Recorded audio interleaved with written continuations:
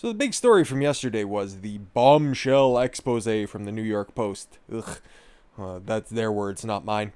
On Hunter Biden and the fact that he was peddling out his old man, not to kindergarten classes, but to the Ukrainian Energy Board of Burisma and other nefarious dealings over there in order to secure a very cushy job, which he was not qualified for whatsoever. And we finally got the receipts on all of that. And instead of refuting the fact that we have the receipts now, Twitter, Facebook, everybody's just clamping down on the spread of good quality journalism and instead calling it unverified sources because, if you can't refute the truth that's been presented, just say that it was illegally obtained, even though he didn't, Hunter this is, didn't pay for the services of the repair of the laptop, therefore creating a lien on the item and therefore would be property of the repair store after a certain amount of time because he, couldn't muster up $85 the degenerate. So yeah, several prominent Twitter accounts. James Wood's Twitter account, which I'm a big fan of. The guy's the best shit poster online. Press Secretary Kayleigh McEnany. One of the few journalists out there that actually does good work, Jack Posobiec. And even the Trump re-election campaign Twitter page, Team Trump, was locked out of Twitter and didn't come back online until this morning. All you fucking leftists out there that want to give communism a try, here we go. We're starting with fucking censorship already. We're getting the dry run here. You don't even get spit. So, a couple of prominent Republican senators are calling out these admirers of Joseph Goebbels and wanting to subpoena guys like Jack Dorsey and Mark Zuckerberg in order to testify for their crimes. Senate Republicans call on Twitter Facebook bosses to testify amid censorship claims. There was no claims. Several posts were taken down and prominent accounts were locked out of. Say subpoena in the works. Republican Senators Ted Cruz, Lindsey Graham, and Josh Hawley on Thursday called on the heads of Twitter and Facebook to testify and said a subpoena is in the works as critics claimed the social media platform has been censoring reporting critical of Democrats. This is election interference, and we're 19 days out from an election. Cruz, Republican from Texas, said, It has no precedent in the history of democracy. The Senate Judiciary Committee wants to know what the hell is going on. I haven't seen anybody else point this out here, but remember back in 2016, I know I reference this a lot because this election cycle is the same fucking thing. But when Hillary Clinton's emails came out from WikiLeaks, did Twitter do any kind of censorship like this? Because this is a very, very, very similar situation. Did they start yeeting people off the platforms?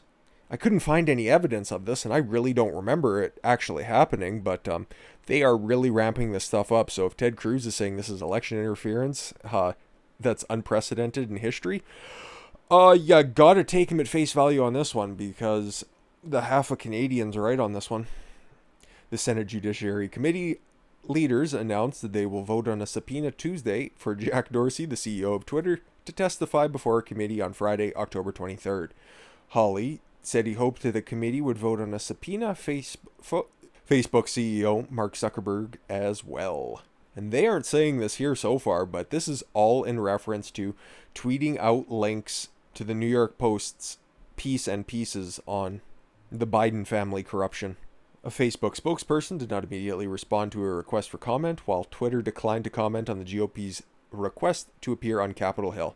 The action comes as both Twitter and Facebook took steps to stop the widespread dissemination of an explosive New York Post report this week that purports to show emails from Hunter Biden linking his father to Ukraine business dealings. About time he got to it, Fox. I just wanted to show you guys this as well, because this is some other sneaky shit that they were doing. They've since fixed it, but this was going on earlier today, so we got, at least Steve Scalise here has some archived proof. This is from the House Judiciary GOP official Twitter page, and it links to one of their official government websites, and Twitter was going ahead and censoring the initial post. Like it says, like it shows here in the photo. Yep. And then you click on it, and all of a sudden, warning, this link may be unsafe. And that links, as you can see, directly to, judiciary.house.gov. Press release. But this link may be unsafe because it is violent or misleading content to the real world harm. There we go. So not only do we have Twitter losing their mind, we got some more information coming out today. Because Joe Biden is going to be having a town hall here later today, being held on ABC, and Donald Trump's going to be having a town hall running at the exact same time over on NBC. It sucks that they're running at the exact same time.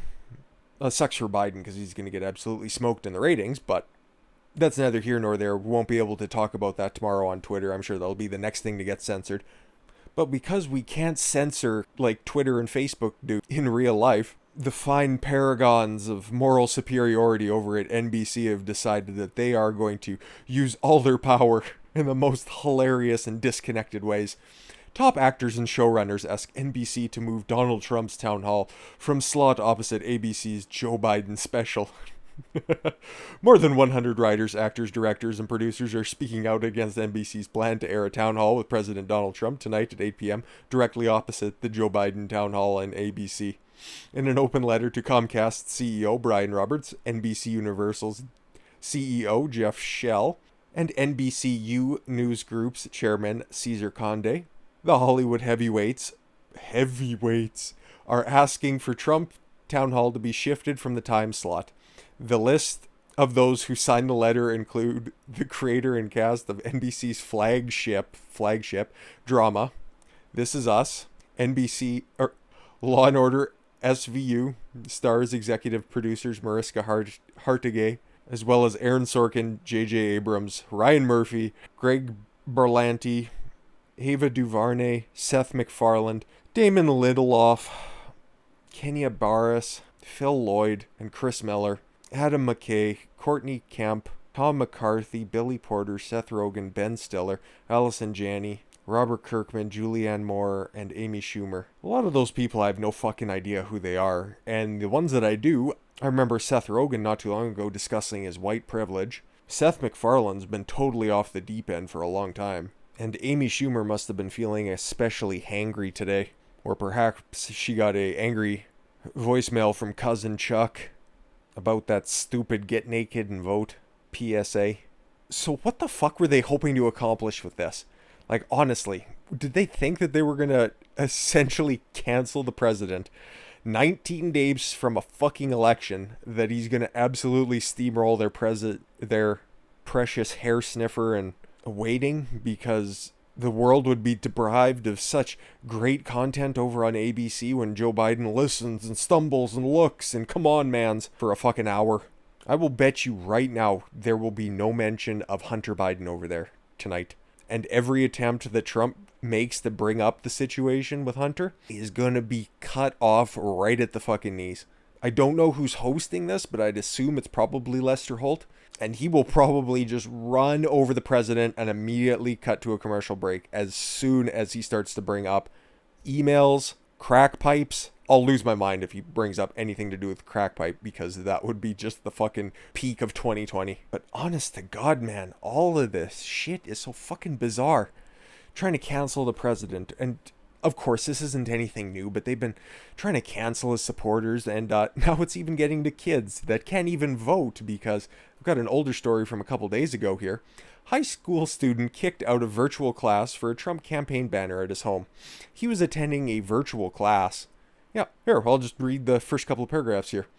A New Jersey high school student who posted a Trump campaign banner, on the wall behind him in his home, stated that two teachers told him to remove it, with one of them telling him if he left the banner up, he would have to leave the virtual class. Holy fucking shit. Do you think a Biden Harris sticker in the bottom left-hand corner, or even just above his head, would have been any problem? Absolutely not. Absolutely not. I understand that you don't want to have political messaging, but the street don't run both ways here. Anthony Ribeiro, 17. 17, can he even vote? No, he can't.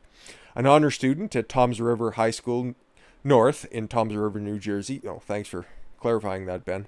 Told the Asbury Park Press that after his chemistry teacher, for fuck's sakes, it's not even like a social studies or anything where this might be even remotely relevant, but I guess if you want hashtag science to fall, fucking dolts.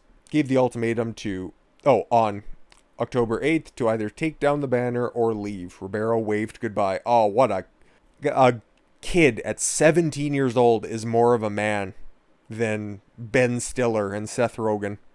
Was the kid memeing the fucking president during his class, or was he just sitting there and he had a fucking banner up behind him?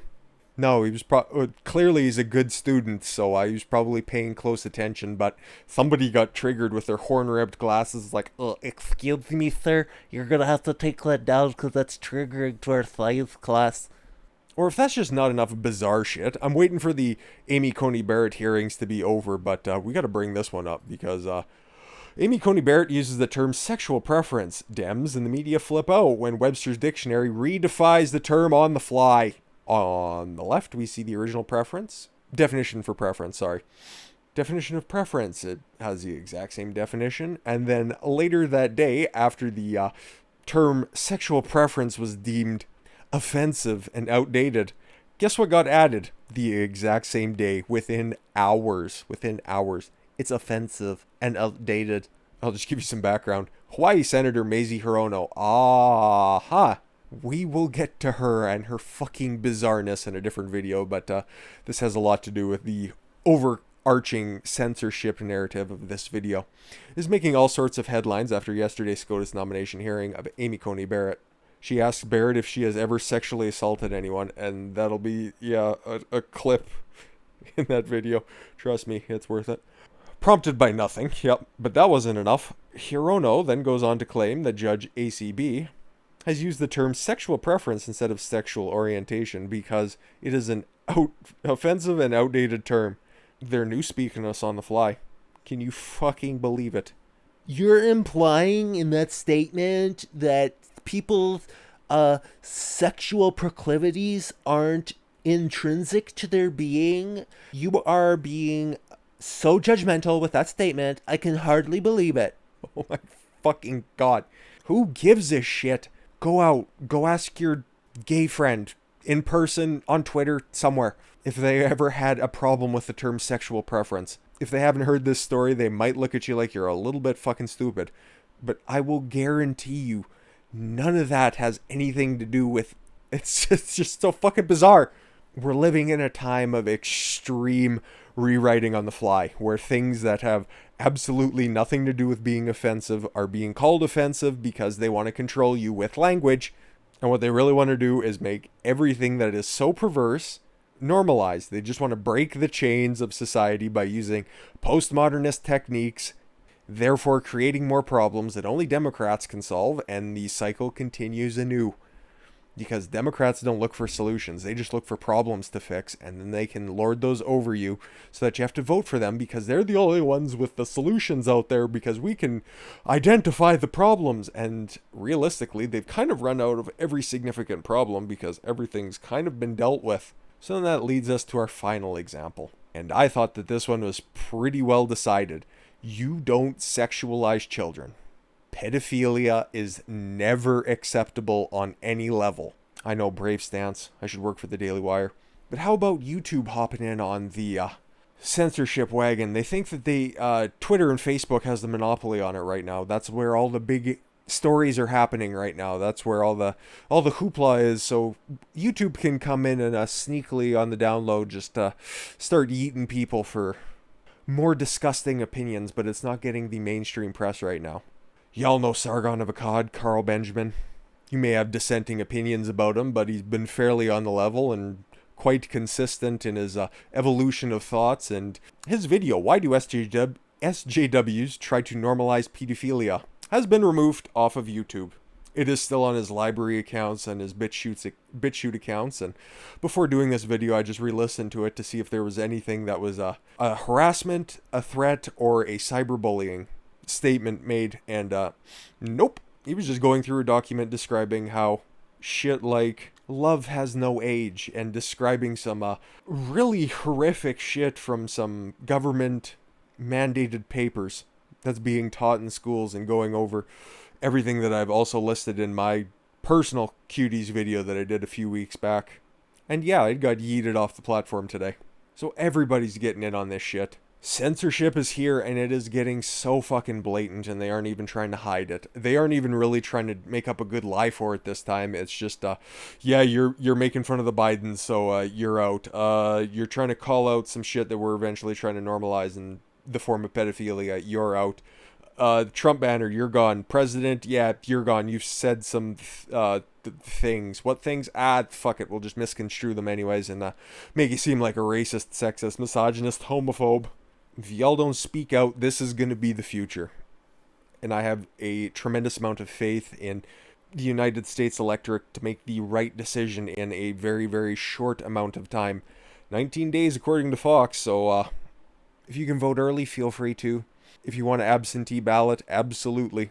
Don't trust mail-in ballots. We've got enough photos and video proof that that's all horseshitted. Because at least with absentee ballots, you have to contact the government. They will send it to your house, and then it is tracked from the time that it is sent out to the time that it is returned. So there is a big difference between absentee balloting and mass mail-in ballots. There's some more nuances there, but that's the big one, of course. So yeah, man, this shit is getting fucking whack, and I just wanted to call out the censorship here today before anything else goofy happens. I think this is a good place to wrap it up here today, and I appreciate you guys for giving me the gift of your time, and I've been Don Consuelo. I want you guys to follow your gut and get after it. Take care, everyone.